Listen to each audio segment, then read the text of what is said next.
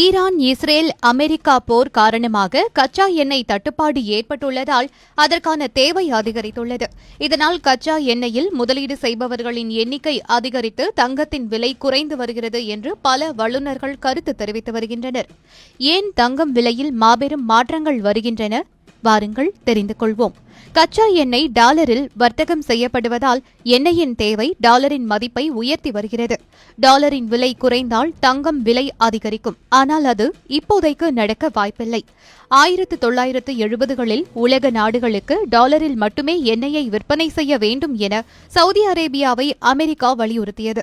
இதனை நாளடைவில் எண்ணெய் ஏற்றுமதி செய்யும் அனைத்து நாடுகளும் பின்பற்ற தொடங்கியதே இந்த நிலைமைக்கு காரணம் என்று கூறப்படுகிறது.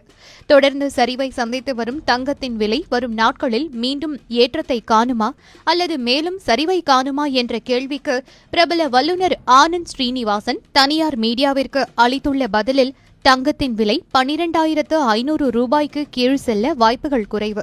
அடுத்த 5 ஆண்டுகளில் கிராம் 25,000 முதல் 30,000 வரை செல்லக்கூடும் என்று தெரிவித்துள்ளார்.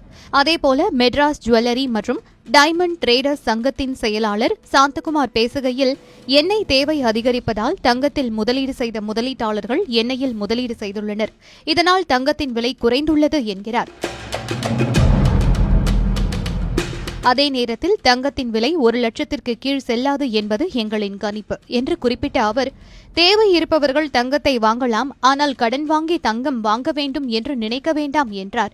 தற்போது போர் காரணமாக குறைந்துள்ள தங்கத்தின் விலை இந்த ஆண்டின் இறுதிக்குள் 1,50,000 ரூபாயை அடையலாம் என்றும் பல வல்லுநர்கள் கூறுகின்றனர்.